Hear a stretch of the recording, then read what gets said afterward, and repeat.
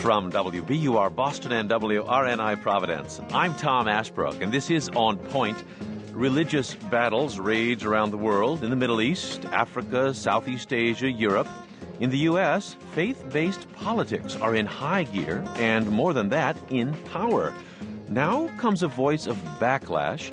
Author Sam Harris sat down to consider the bloody history of religion and the role of religious faith in a nuclear age, an age of terror.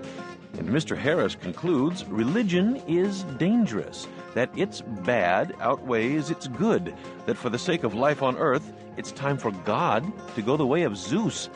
In 21st century America, let alone the Middle East, this is heresy.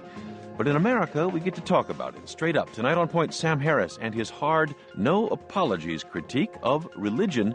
What do you say? Can we talk about this?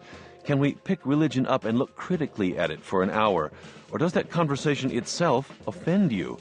Do you see a danger in belief, or is it all upside for you, for the planet? We're not taking any calls this hour, but you can get involved in the conversation online. Go to our website, onpointradio.org, and click on Forums. Joining me now from Los Angeles is Sam Harris, author of The End of Faith, Religion, Terror, and the Future of Reason. The New York Times calls his book Fierce and Fearless. The Los Angeles Times calls it an unabashed anti-religious polemic. It's got buzz. Sam Harris, thanks very much for being with us tonight. Hi, Tom. Thanks for having me. Also with us tonight from Hanover, New Hampshire is On Point News analyst Jack Beatty, senior editor at the Atlantic Monthly magazine. Hello, Jack. Good to have you. Hello, Tom. Hello to our guest. So, Sam Harris, you're breaking taboos right and left here. This is the time when religion is supposed to be discussed in almost all settings with kind of reverence. And I've got to ask you what your motivation is here. We can see that religion's got a bloody history, a lot that's come in its trail that's not at all pretty, and yet millions of Americans have been raised being taught to look at the beauty of it. And I have to say, I've seen countless examples of charity and love and, I don't know, some of the deepest insights on the planet coming out of religion. Why are you so angry? Or why are you so upset about it, Sam? Well, it was my immediate reaction to September 11th. I literally began writing this book on September 12th, 2001.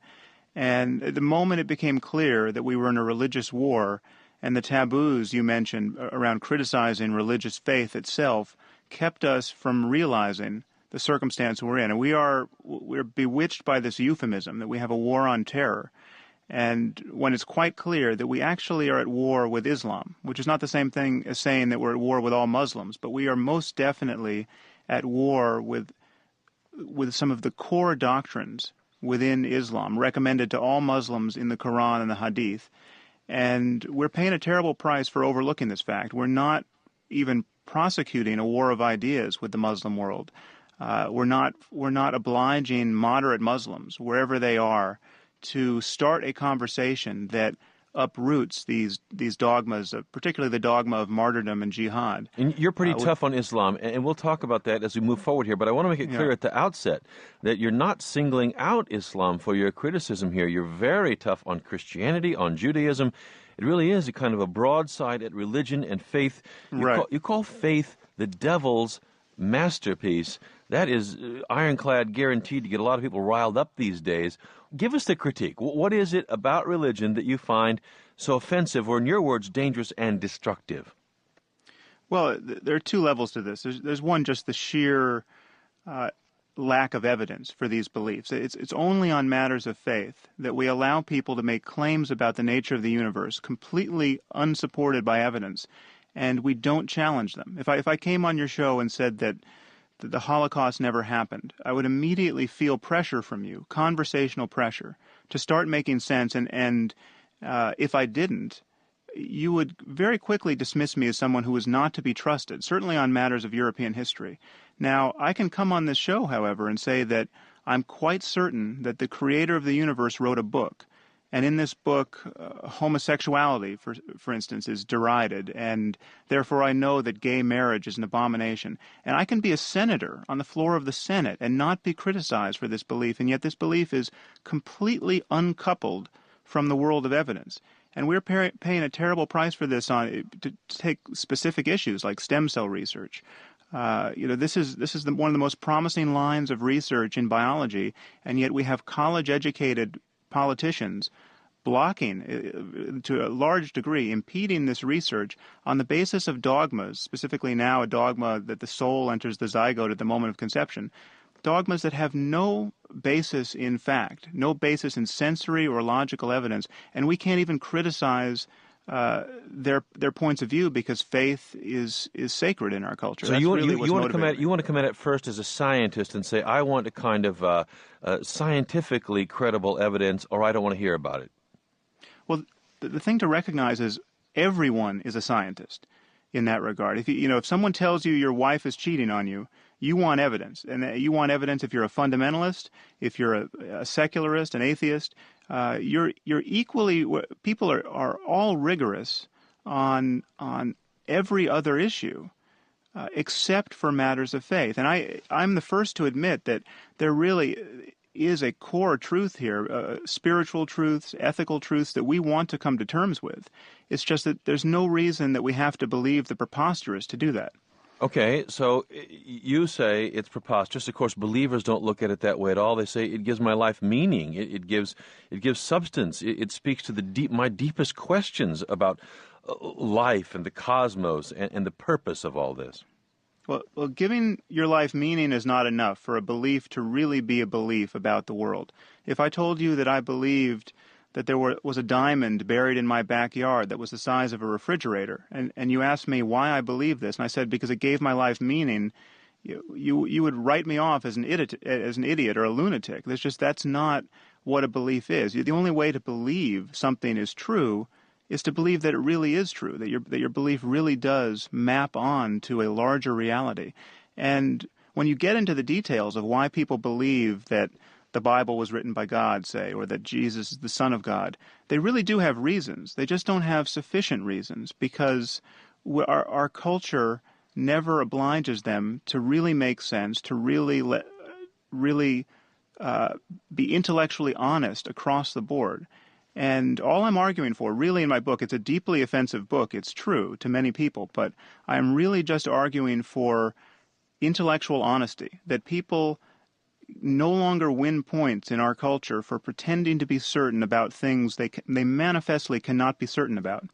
And I'm simply saying that our certainty, our conviction, has to scale with the evidence. And we play by these rules in every other area of discourse. We just don't do it on matters of faith. You go on to make the case that religious belief is now, in your words, antithetical to our survival. Here's the danger element. Why dangerous? Many people see it as their salvation. Well, what is uniquely consoling about religious belief is that it takes the sting out of death. It really is. It's the story that tells you that death is not a bad thing, despite appearances. And this is why it is so deeply attractive to so many millions and millions of people. But in geopolitical terms, we want the sting in death. People who are not deterred by the threat of death are supremely dangerous when they get their hands on the big bombs. And we do not want millenarian Christians who think Jesus is going to come down out of the clouds any moment and save the day to be writing our nuclear policy or deciding how any Mideast peace crisis is resolved or not resolved. And these people not only vote, they do get elected. And in the Middle East, needless to say, beliefs about paradise and about jihad are the Middle East is brimming with these beliefs. And so what we have are religious beliefs, religious faith, playing both sides of the board in a very dangerous game. And in that, you're not only throwing stones at fundamentalists, you're throwing stones at moderates, and really moderates in particular. You say that the idea of religious tolerance embraced by religious moderates is one of the principal forces driving us toward the abyss. This is not necessarily intuitive. What do you mean? Right. Well, you just have to look at the discourse that is urged upon us by religious moderates. Really, the soul of religious moderation at this moment is what people know as political correctness. It's really this notion that being inoffensive and not calling a spade is somehow a new precept of civility. And what you have there is a situation in which people are arguing that all religions at their core teach the same thing and teach it equally well.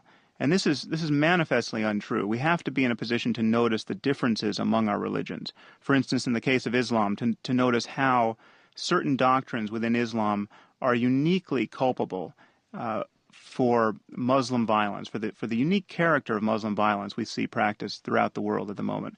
The religious moderates are not in a good position to notice this because they have this notion that all religions at their core are equal. It's ironic that only our own religious dogmatists, like the Jerry Falwells of the world, are in a position to say that Islam is uniquely problematic. But why does that tolerance, in your words, drive us toward the abyss? Well, it keeps us from criticizing the very mad work of religious fundamentalists being done in our country and being done abroad. It keeps us from noticing that we are meandering into a kind of civilizational clash with Islam, because religious moderates are the first to explain away the actions of Muslim terrorists as economic or political outcomes, that somehow this is not their faith, that these are bad people would do bad things anyway. This is manifestly untrue. Religious ideas really do have consequences, and mechanical engineers and architects don't normally fly planes into buildings at 400 miles an hour. There are consequences to believing you're going to get to paradise, and religious moderates are in some sense blinded by their own moderation. They don't really believe the jihadist when he looks into the video camera and says, "We love death more than the infidels love life." They don't really believe he's being candid about his state of mind. Well, I don't know what more evidence you need when he then subsequently blows himself up. It seems to me as a rhetorical device, it's rather persuasive. I'm inclined to take him at his word. Jack Beatty, young Sam Harris is standing up here and right into the teeth of the gale and saying, I'm not going with this kind of theme of the century so far, that religion is right on and should be in the White House and everywhere else. I mean, he's kicking back in every direction here and saying it is the problem. This is way outside. This is over the taboo right now. Praise the Lord and pass the ammunition.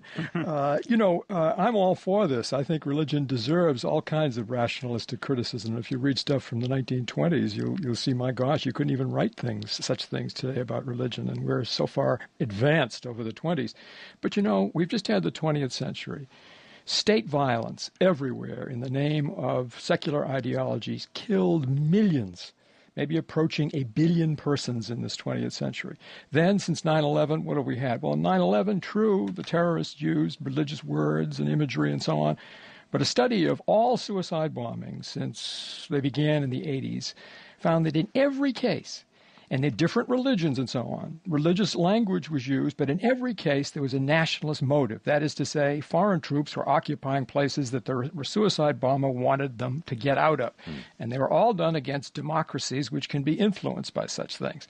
Then you look at Darfur. That's an example of mass violence, but that's the typical state story again. State violence, ethnic cleansing. States have been doing this for 500 years. And look at Iraq. Aggressive war. One state waging war on another and taking it over. Why? Because it has the power to do so. That's as old as states, too. So here are three I think if God were looking down and didn't have red, white, and blue in his veins, he'd see these things as somewhat all equal. Lots of killing going on these fronts. But he wouldn't notice religion necessarily as at the center of them. He'd see states, state power, and stateless actors protesting against it. So set religion aside, and you see plenty of state shenanigans, and that's the kindest possible word. We're gonna have to talk more about this. Sam Harris, stand by. Jack Beatty. We're talking tonight with Sam Harris, author of The End of Faith, Religion, Terror, and the Future of Reason. He's got a full-blown, no apologies, attack on religion and its role on the planet going on here. You can join the conversation. What do you make of Sam Harris's critique? Can we talk about this? Can we take religion off its pedestal just for an hour and look critically at it? Or does that conversation itself offend you? We recorded this earlier, so we're not taking calls this hour, but there's a lot more to come. Stick with us. I'm Tom Ashbrook. This is On Point. We'll be right back.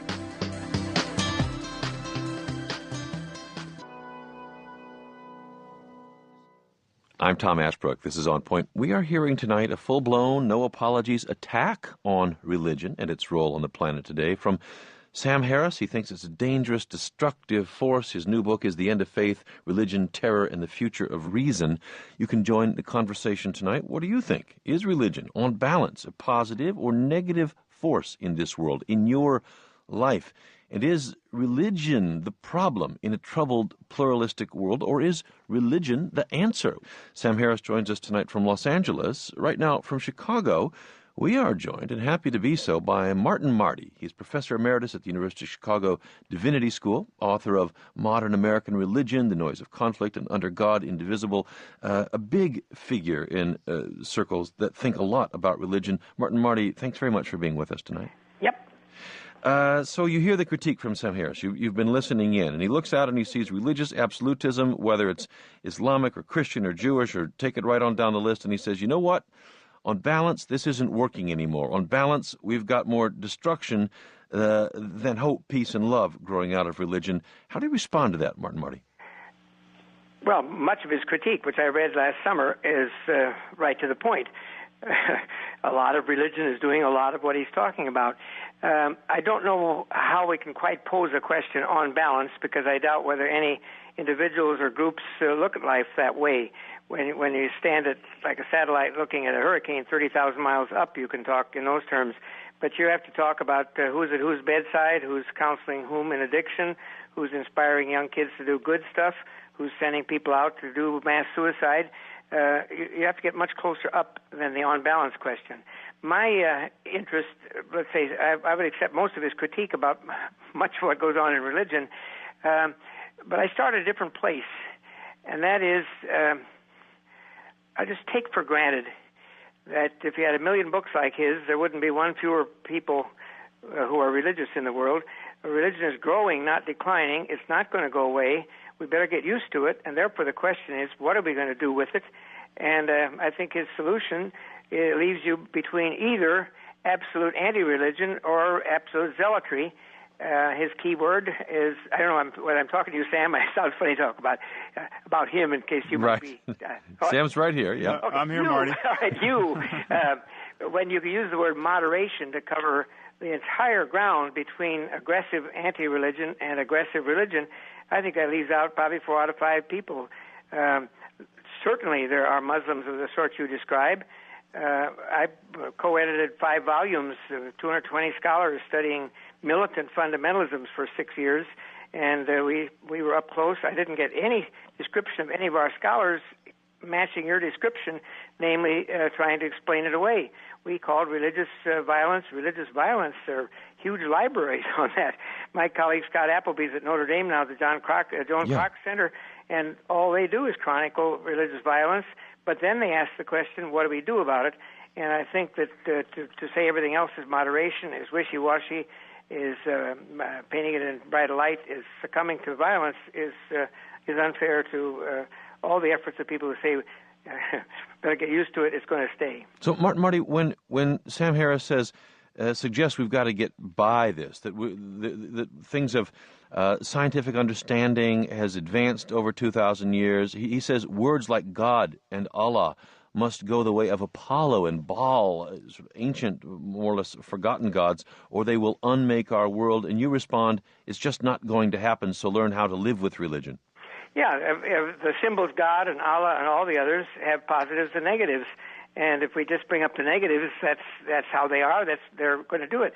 I would say most of the killing in the world today is being done in the name of God and Allah, and most of the healing in the world today is being done in the name of God and Allah. If you take every dimension of people caring for each other and doing charitable works and so on, it's the same force in both cases, and I think we have to put our energy into asking, how do you bring the best about? Mary McCarthy, the novelist, is said to have said, though I can't find it in her writing, so if she knew I needed it tonight, she would have said it, that, quote, religion makes good people good and bad people bad. You can be a bad person and you can get born again, and you just, worse, you can be a good person and you get born again, or Buddhist enlightenment or whatever, and it can be better. So to me the question is, what are you going to do with this ineradicable thing is part of the human story. Sam Harris, here's a pretty fundamental challenge. You look at religion and you write about a kind of equation between religion and reason. You look back to the parallel of alchemy and chemistry. Alchemy is sort of trying to make gold, with kind of nonsense pursuits of centuries. Chemistry, a real science. When chemistry came along, alchemy fades away. You seem to suggest that reason will eventually mean religion evaporating somehow. Martin Marty says, look around. This is not going to happen. So you've got to live with it and find a way. Well, there are many issues on the table here. I haven't forgotten Jack's retort as well, so I want to see if I can shape a response to all of these. We're keeping you busy here. Yeah. I think it's a great conversation to be having. And by the way, I got a lot out of your book. I'm not just knocking it. I'm answering the questions I was given. Yeah, I really appreciate being in dialogue with you as well.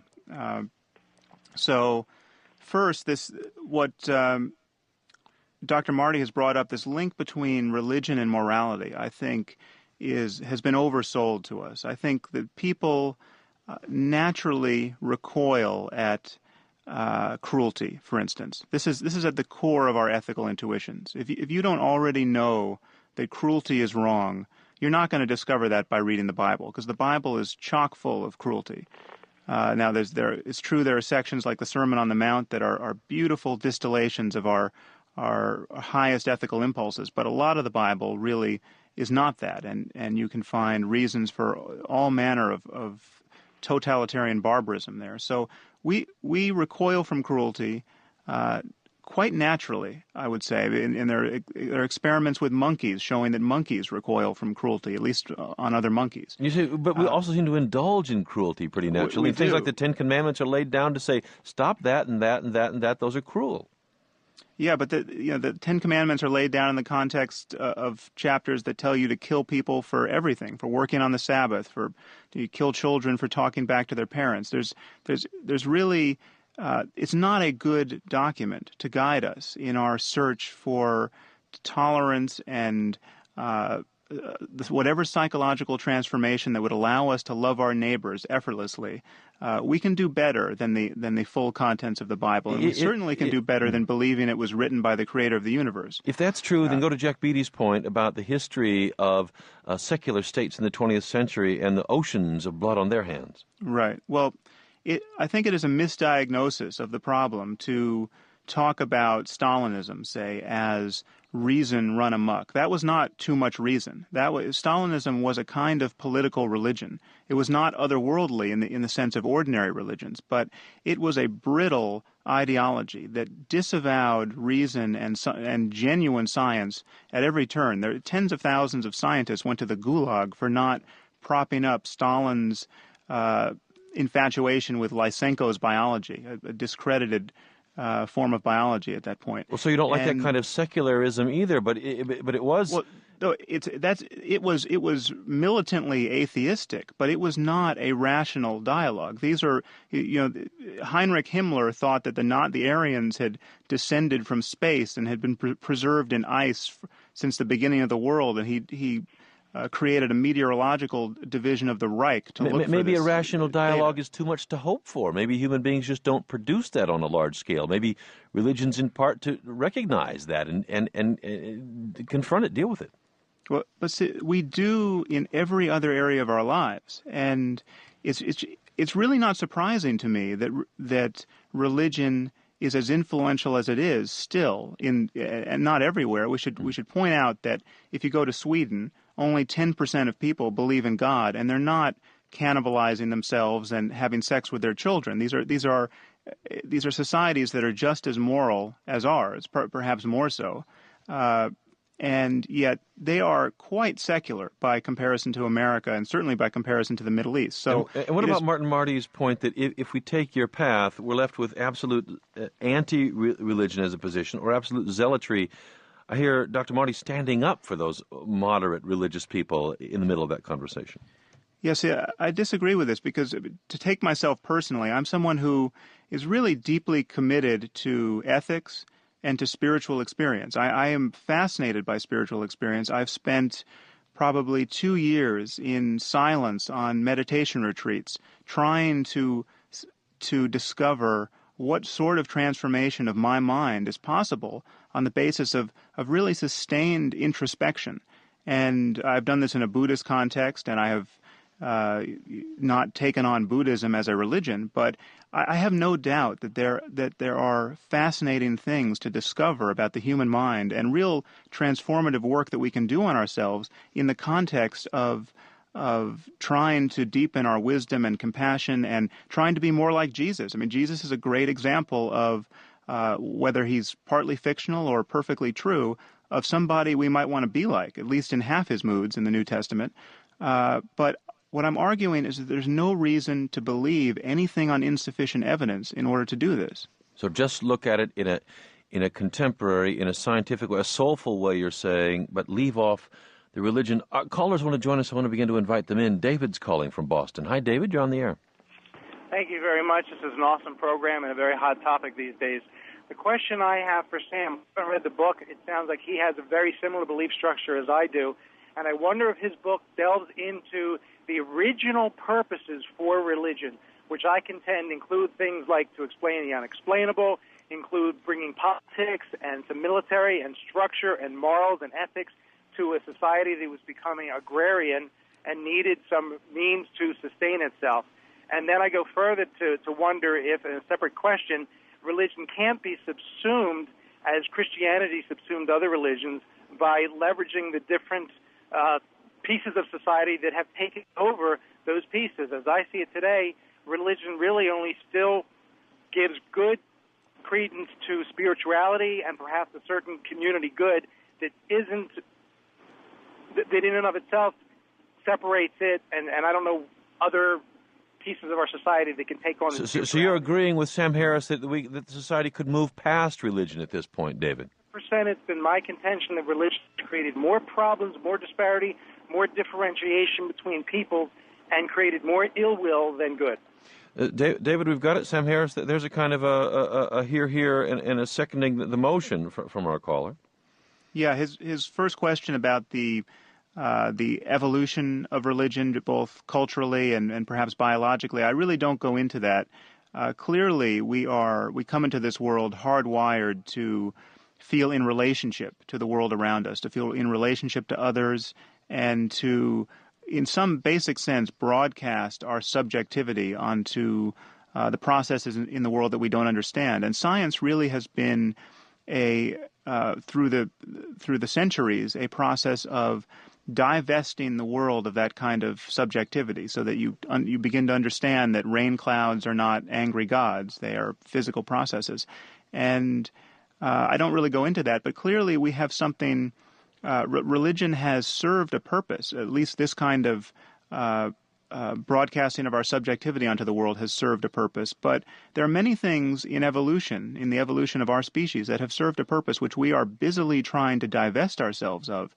You know, take rape as one example. There's no doubt that rape is biologically advantageous. Now, we are now at a point where we're no longer beholden to mere biology. And clearly no one would argue that rape should be preserved in any sense because it got us here. Marty, how about it? Sam Harris says, let's get past this the same way we got past the divine right of kings and feudalism and slavery and the caste system. I don't know about rape, but what about the argument? Well, what I don't understand is why he's fundamentalist about religion but not about science. That is, everything he just said about scientific change, you could say about religion. In his book, he has a big chapter about the Inquisition. Pretty hard-pressed to find a lot of people being burned at the stake in Christian soil, which is one-third of the human race these days. I'm not going to advertise the virtues. I believe with Pogo we have faults we haven't even used yet. But it's a very static view of religion. If something ever once happened in a book from the past or whatever, we're being thrown back into that. And I just see a very different kind of people emerging in the faith communities today. The other thing I would like to go back to and hear the other two and the callers on is this kind of capital R rationality. I don't know where to look for it. It seems funny to celebrate rationality and reason this way at a time when the postmodernists are relativizing it and saying everybody's reason belongs to somebody who has a body, who's in a community, and you get a very different reasonable answer depending on who you are and where you are, reason's in real trouble. And I'd like to see it rescued some. I'm a child of the Enlightenment, but I don't know where I would look for it. Yes, they're noble individuals. Any cause I'm involved with, Protestant, Catholic, Jew, we better count on some good secularists with us. They're very often ethical people. But I think as far as nurturing it in communities is concerned, we're talking about the world, we're talking about peasants in Goa, we're talking about, the Swedes, we're talking about people everywhere. And how rationality suddenly is above the pack. I think the Leninists thought they were rational, and the Stalinists thought they were rational, and the Himmlerites thought they were rational. They weren't, but they were doing it in a celebration of the alternative to faith. Jack Beatty, how about it if Sam Harris wants us to swing from religion to reason and rationality? Martin Marty warns us that may not be the stoutest branch either. Well, it hasn't held up very well, and with reasonable people with PhDs in reason, calling reason into question, we're into a new world. And I agree. It'd be nice to go back to that Enlightenment day of people could talk about nature and nature's God, and we all knew what that was, and things were self-evident and so on. But they're not, and they're much more problematic on the reason side. And even scientists talk about the way in which phenomena are changed by the scientists' observations. But with all that, Jack, you must have some sympathy for Sam Harris, who feels like he's trying to shake off old dogma from thousands of years ago that may not be most relevant anymore. Yeah. Well, I certainly... Yeah, go ahead, Professor Marty. Yeah, I have great sympathy for that. I think the religion, first of all, a lot of religion is rational. There are a lot of reasonable features in it. Religion is not always, as described, irrational. It reaches in different dimensions of life than irrationality is the only polarity. But I'm very much, yes, I'm a son of Descartes. I'm a son of, I think, therefore I am. I don't want a university that doesn't have skeptical reason.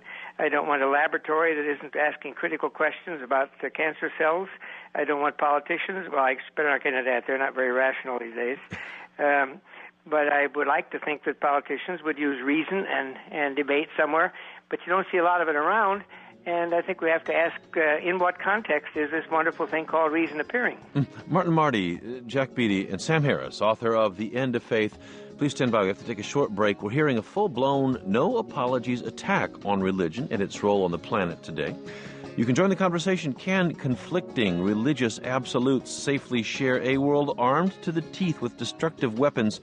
Can humans be good without God? And if religion isn't the bastion of morality, will we have one? Get into the conversation online. Go to onpointradio.org and click on Forums. I'm Tom Ashbrook. This is On Point. We'll be right back.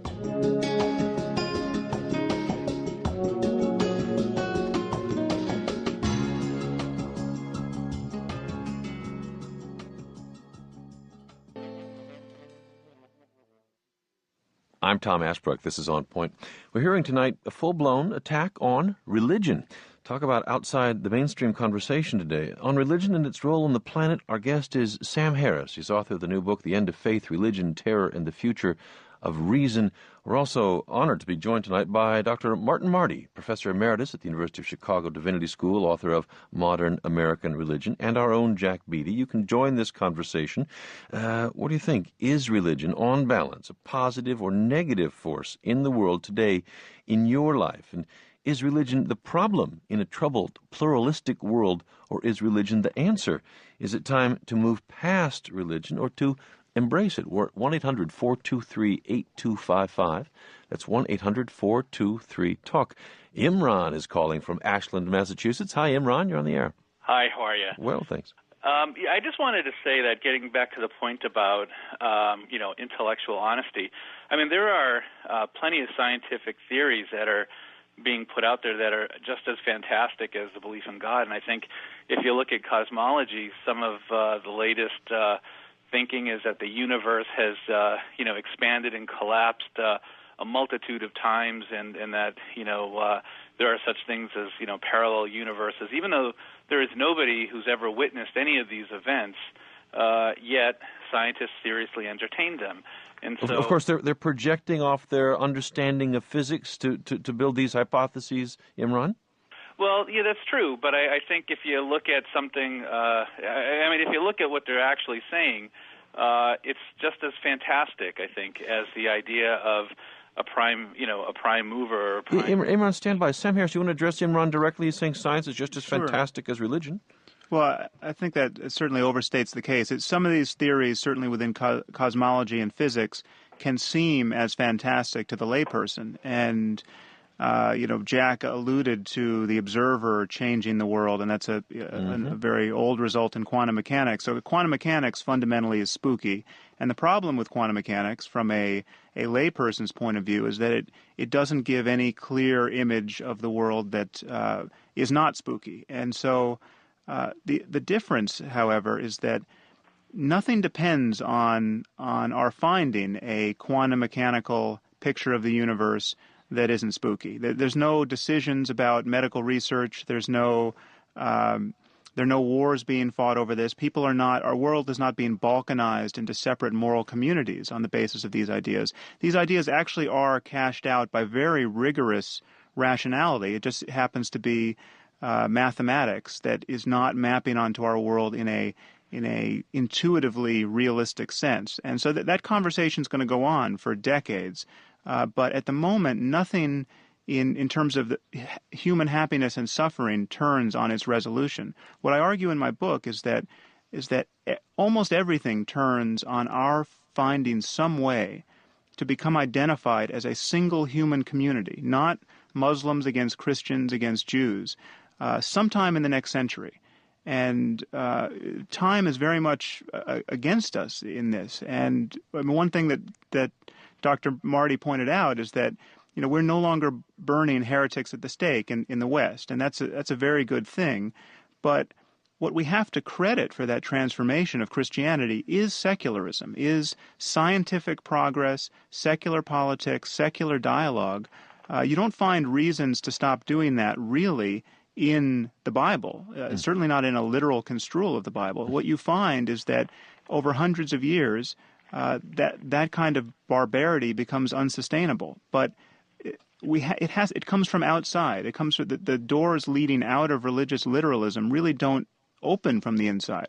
Imran, thanks for your call. And Marty, on that point, let me just put that to you. You've studied religion for a long time. Sam Harris looks at it and sees barbarity and cruelty. What's your assessment? Are there things that intrinsic to religion that produce cruelty? Is there a correlation there? Yes, there is, and there is where one of my areas of agreement would come with him. Religions, I didn't know how to answer the question before that the caller in had as to when religion gets started in various cultures. But religion is born of awe, A-W-E. Yes. You stand in the presence. Moses is out there. A bush is burning. He hears a voice. Take the shoes off your feet. The ground you're standing on is holy ground.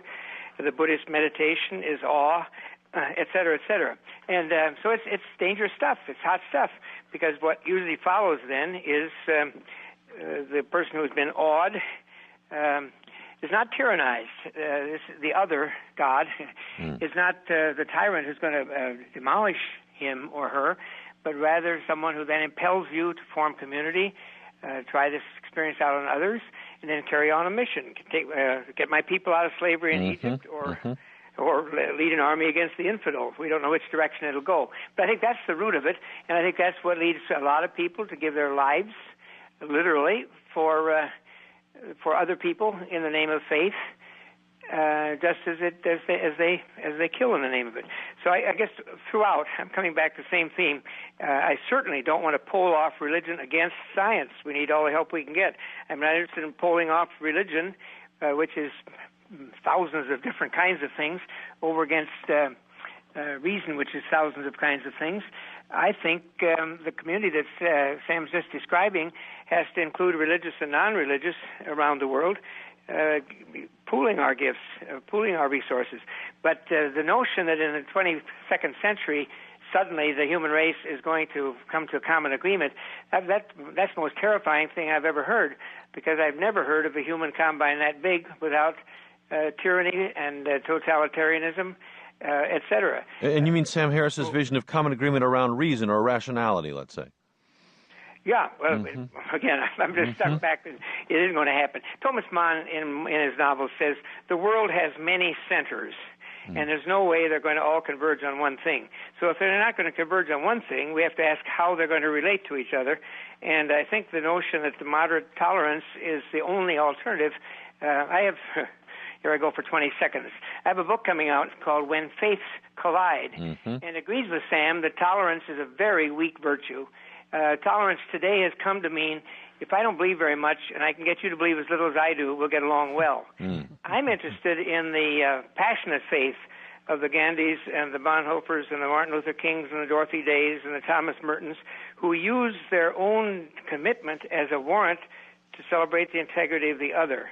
And I think we have to look for these other kinds of alternatives. Sam Harris, how about Can I jump in here? Yes, please. I think there's a misunderstanding brewing because the kind of convergence I'm arguing for really is just an agreement to keep the conversation going by certain rules. I'm really arguing for new rules of conversation and that this conversation be open-ended. And what I'm arguing in my book is that the only thing that guarantees open-ended collaboration among human beings is a willingness to have our beliefs and behaviors updated and modified by the power of conversation, by the power of argument, by new evidence. Science does this pretty impeccably. Now, not all scientists agree. We don't have this monolithic totalitarian convergence of viewpoints, but the conversation is open, and it is just acknowledged that if an experiment is valid, if it's testing anything about the nature of the universe, really, whether it's run in Baghdad or run in Los Angeles doesn't matter. I believe this is true in spiritual matters and ethical matters as well, and we simply need to extend the same rules of conversation to those domains, and religious dogma is the antithesis of that. As long as faith is a conversation stopper, and we just have to recognize how egregious this would be if someone were doing it now in the name of Zeus. You know, nobody's dying for Zeus now. No politician can get elected talking about how Zeus is behind us in our war on terror. And yet it's not that somebody in the 3rd century figured out that the biblical God really exists and Zeus doesn't. This is an accident of history that we are stuck with one imaginary friend as opposed to another. And we're paying, as I've said many times, really an astonishing price for it, and we're not even talking about it. Marty, how about it? Can old skins of religion still be shed and give way to a more communal conversation, as Sam Harris describes? Well, I think they do it all the time. The horrible, horrible record of Christians versus Jews took a very different turn when the Jews were invited to the Vatican Council 40 years ago this very year, and the Pope got off the throne and embraced each one and whispered, "I'm Joseph, your brother." He's reaching into one of the deep myths or stories, and it brought about a significant change. It didn't solve everything, but it sure brought a different change. Protestant versus Catholic. 40 years ago, 2 days ago, the decree on ecumenism.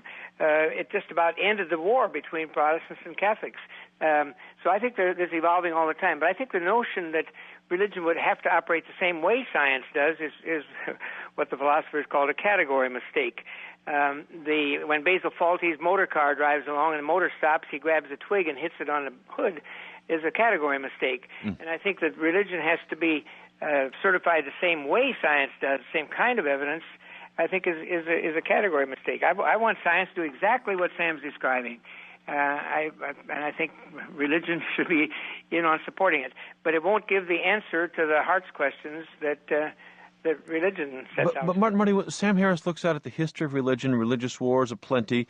Then he looks at the power of religion today, very strong, and he looks at modern technology, and particularly destructive technology, nuclear weapons at the apex, and says these are too dangerous to inhabit the planet together. The absolutism of religion, whether you're talking about Christian Islam clash or some other, is going to get us in more trouble than we can handle here when it's mixed with this technology. I agree with that, but back up a minute. When you slid past science, invention, and technology so fast, religion didn't invent mustard gas or nerve gas or the bomb. Religion didn't invent the weaponry, everything like that. Religious people use these things, but these were done by the most rational, calculating scientists who could figure out the bore of a gun and the power of a gunpowder and so on.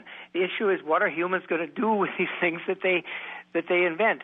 But again, those were all products of rationality and reason in their own time, and they're transcended today, though their legacy is, alas, still with us.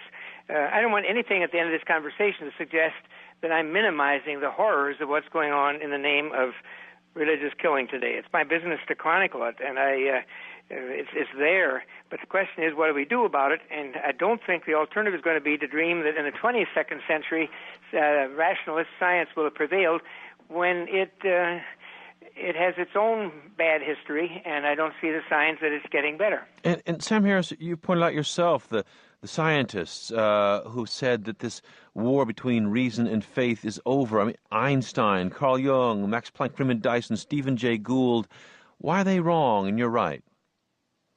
Well, they've been kind of misconstrued in terms of how they were putting faith back on the shelf.